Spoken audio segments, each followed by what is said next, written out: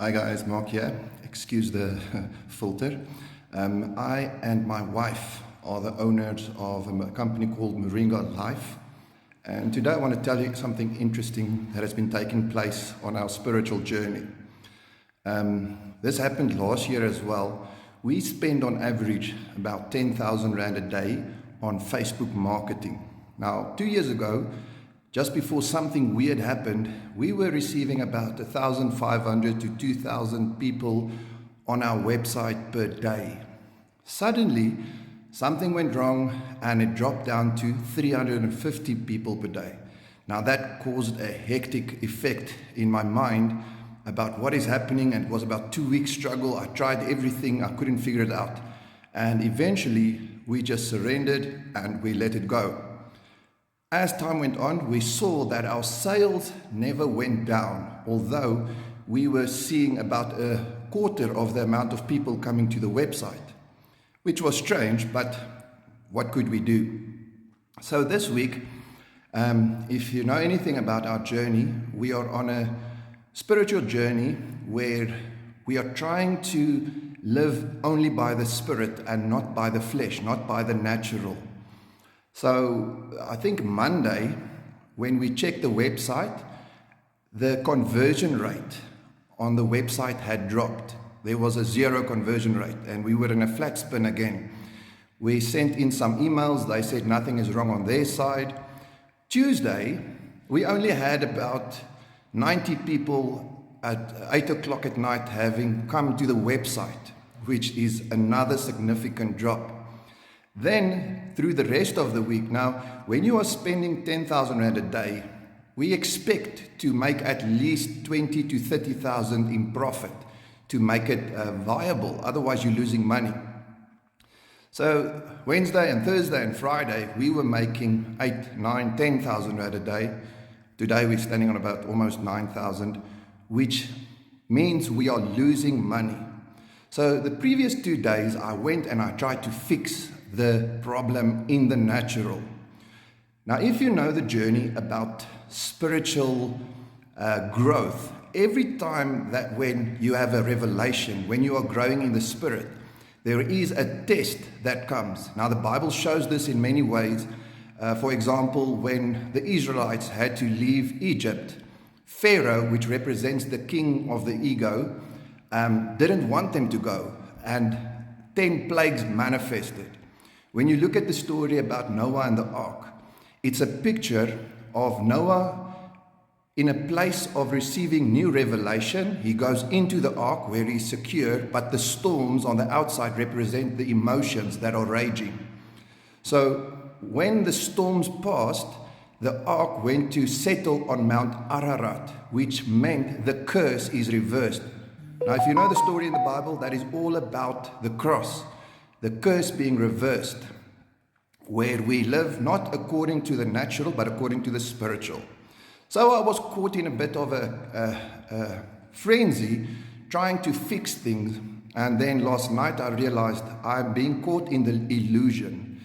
Now, when I say the illusion, Ephesians and a couple of places in the Bible says, we are already seated in heaven. It does not say we are going to heaven. It says we are seated there already. Now, this is a spiritual concept, which means in heaven there is no sickness, there's no sin, there's no poverty, there's no lack, there's no demon, no devil.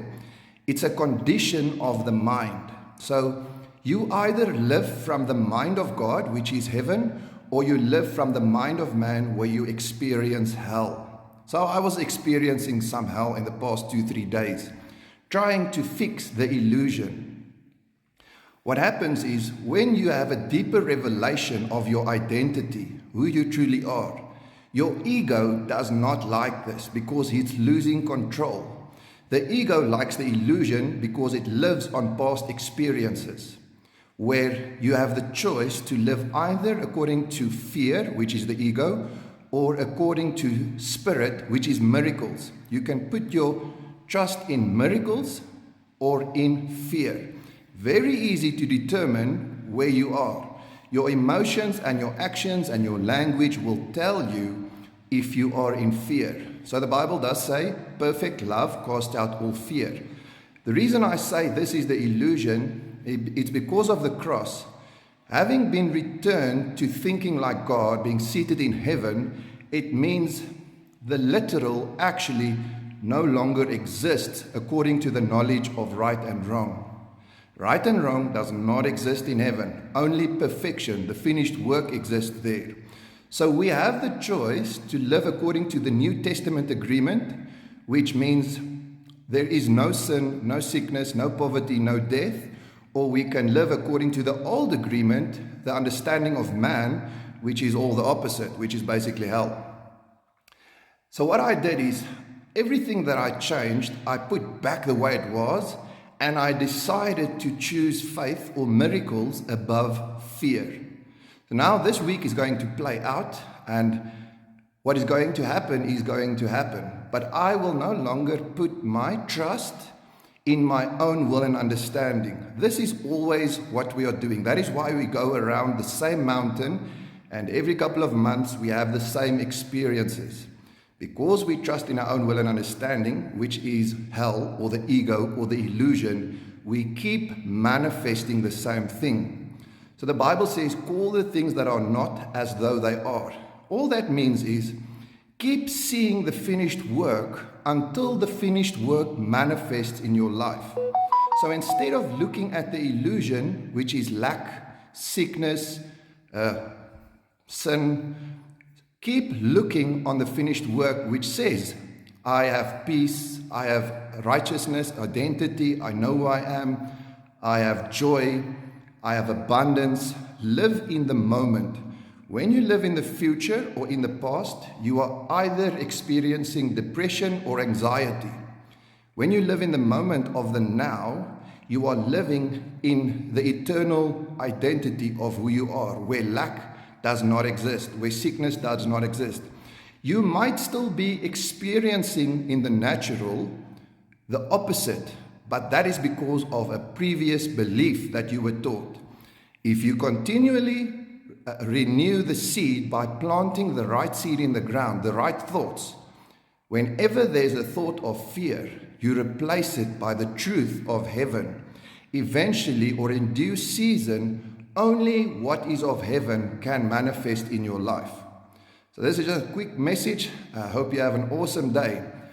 Take a look at what you are thinking and what you are feeling. It is a clear indicator of what you will be experiencing in the near future.